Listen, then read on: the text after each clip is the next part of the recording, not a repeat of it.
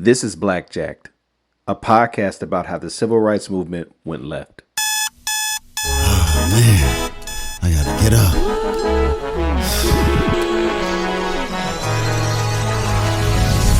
I gotta go. I gotta go. I gotta go. I gotta go. I gotta get up and go. I gotta go. I gotta go. I gotta get up and go. First things first, I owe everybody a huge apology. I told you all that I was coming with an episode about white allies, and that was my plan, and I recorded that episode. But that's not the episode you're going to get. This is a special edition. I needed to address some things. This came about because I put out a post talking about Kamala Harris, and I was saying that I'm confused about this expectation that I have this crazy, ravenous excitement because she happens to have melanin. And the example that I gave was, if you take the Haitian people, let's say they fight off the French, like, the French had colonized them and all that, and there was slavery there. They fight off the French. That's hard. That's difficult. Then, Thomas Jefferson started messing with them, put a blockade around Haiti. He's just mad. I don't know, for whatever reason. And they fight off the Americans. They do all this, and then they're trying to rebuild their country and their life. And then out of nowhere, a privileged Cuban, who is also black, just like the Haitian people, this Cuban comes to power. And my question was, would you expect them to be excited just because that person is black? Well, no, it would be understood. Yeah, they're also black, but they're a different people. And I even talked about in the African context, you have people, let's say the same part of Africa, right? The same region of Africa. Let's say you were colonized, both people groups colonized by the French, but different countries and certainly different tribes, even within those countries.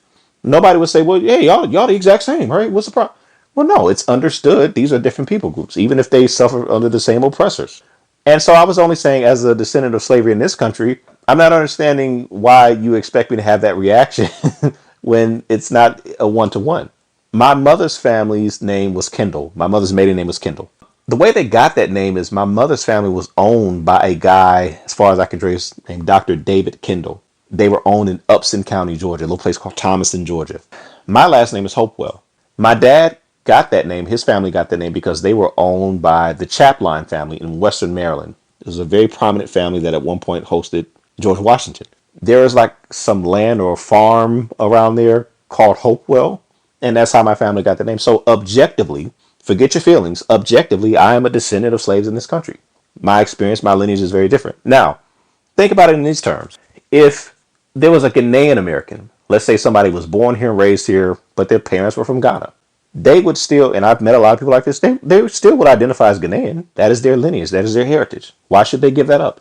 If that person ran for president tomorrow, I guarantee you that Ghanaian Americans would have a special excitement behind that. That would be meaningful in a way that's just different.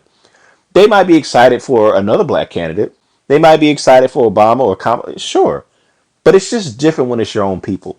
And so my thing was, you're expecting me to have the excitement that you won't expect from a Ghanaian American if a black Haitian was running. You wouldn't expect that. So why are you expecting me to have that? That's just weird.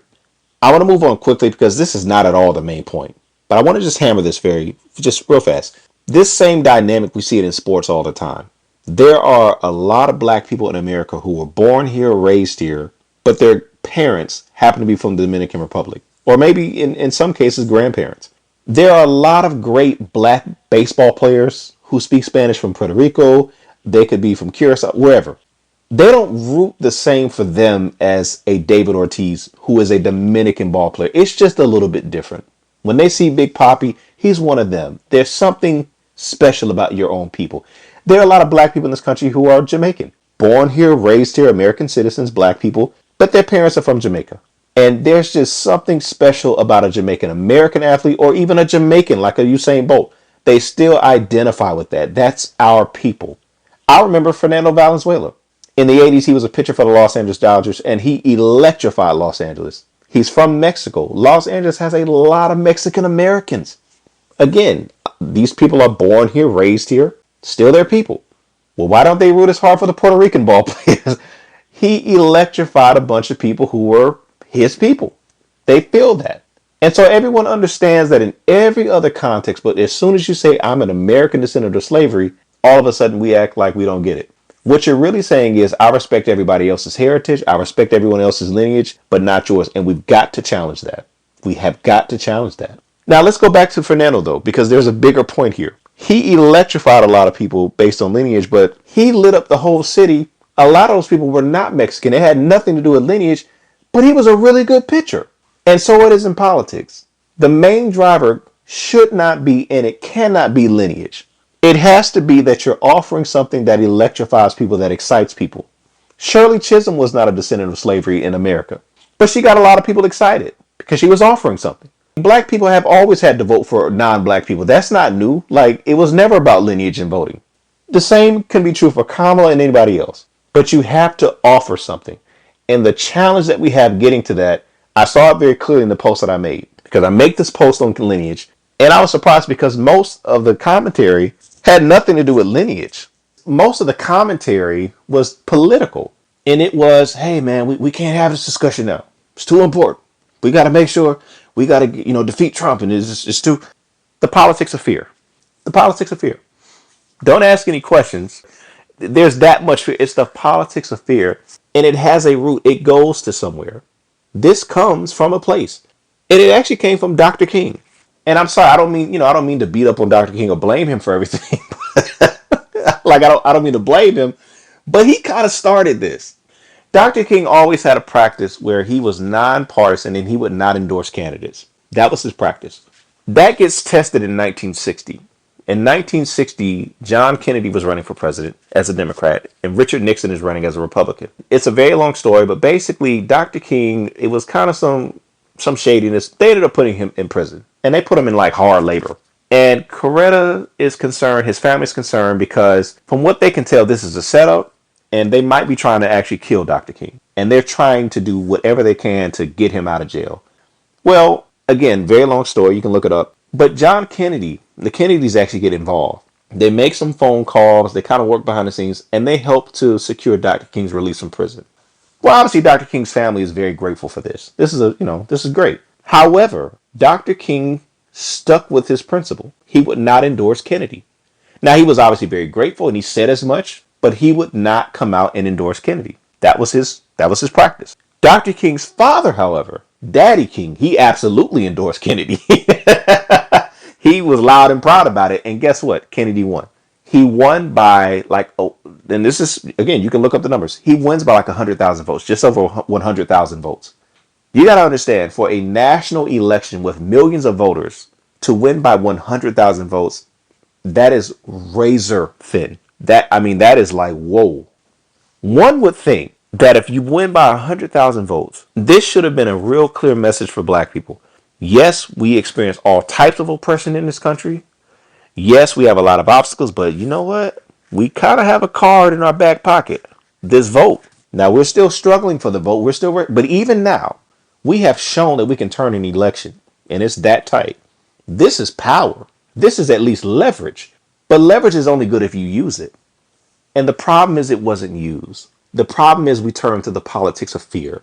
Because in the next election cycle, Dr. King sort of backs off that policy and he does an about face and he abandons that and he does make an endorsement. Not only does he make an endorsement, he actively campaigns for a candidate. That candidate was Lyndon Johnson. Now, this is a 64 election. Remember, Kennedy gets shot, I believe it's 63. He gets assassinated. So Johnson is sworn in as president. Johnson is running against Barry Goldwater. And this is where the politics of fear really starts. Barry Goldwater is a deep conservative. He's a senator from Arizona. And he made it very clear. His intention was to send all this civil rights stuff. Let's leave that to the states. Let's pull the federal government out of that. Leave that to the states. Now, if you're black, when you hear leave it to the states and states' rights, you already know, that ain't it. That's scary. That's always been scary to us.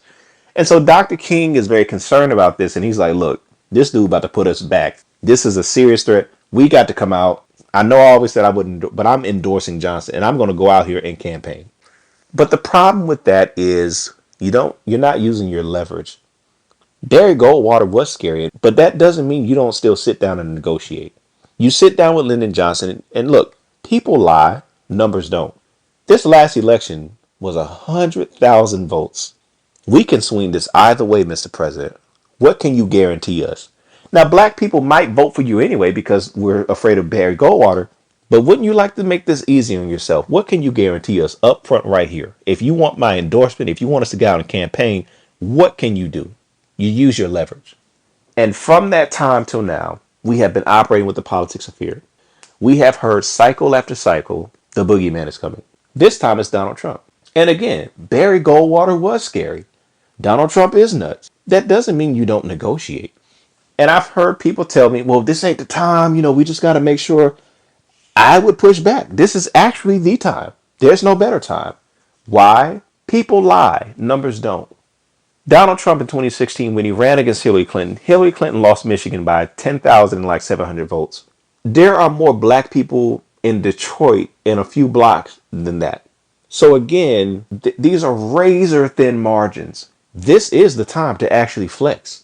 This election will be decided, just like the last one, by just a handful of states. Michigan, Pennsylvania, Wisconsin, maybe Georgia and Arizona, Nevada in play. Maybe not. But just a couple of states that happen to have a lot of black people. So if you're a candidate, you can chance it. But if you want my endorsement, if you want me to actively get out here, you actually got to come up with something. This is politics. This isn't love. We're not friends and this isn't family. It's politics. It's about deals. Malcolm X talked about this also. If you read his autobiography, he said that the white vote will always be split 50-50. We can swing it either way. This is something that's been known. It's just not been very well executed. But again, somebody figured out this politics of fear is very effective to drive black people. And they've used it over and over and over. I remember when Obama was running against Mitt Romney. And I was told over and over that Mitt Romney will send us to a plantation and all. I mean, it was scary. We just can't go that way. Okay, that doesn't mean we can't sit down and negotiate. And so people who are very vocal about voting rights and exercising the vote and all that, they get very frustrated when they hear people sort of questioning the political process. They get frustrated when people say, well, I don't know about this candidate. No, you just got to vote. Because if you don't, the boogeyman. Those people need to understand, yes, Donald Trump very well may be all the things that you said. But when you keep saying boogeyman, you turn people off and they think, oh, it's more of the same. And so it's hard for them to see a threat in Donald Trump when you've said that about literally every candidate who's run. You told me Mitt Romney was that. You told me George Bush was that. It's always the boogeyman. And that's a convenient thing to keep people running in fear and not asking any questions. No, you have leverage. You use it. And this goes back to Dr. King and Barry Goldwater. Dr. King and Malcolm X, they were right. We have some leverage. And so Dr. King was right not to endorse candidates. No, use your leverage. And if you're going to endorse, there needs to be a price tag on that. This is not love. This is politics. But we're doing the politics of fear. And so here we are in another election cycle when you have all the leverage and no negotiations. Dr. King made a mistake, and we're still living with those same politics of fear. We're still having the same mechanics in our politics. No real negotiations, just fear. We can't have the other thing. Listen, I'm not saying the other thing isn't bad. And I'm not saying there's not legitimate real threats here. That does not mean you don't negotiate. Dr. King set a bad precedent, and black leaders, quote unquote, and black organizations are still following that same pattern. And we have to be objective. What has it netted you? What has it gotten you? Where are our children going to be because of these politics? The politics of fear has not gotten us anywhere, and it's not going to get us anywhere. Yes, we need to vote, but we need to do our politics. I gotta get up and go. I gotta go. I gotta go. I gotta get up and go. I gotta get up and leave. I gotta get up and go. I gotta go. I gotta get up and go. They waiting on me when I walk out the door. They counting on me to get ready to blow. Too many people saying that I'm the hero. Too many people looking up to me. Can't let them down, not an option for me.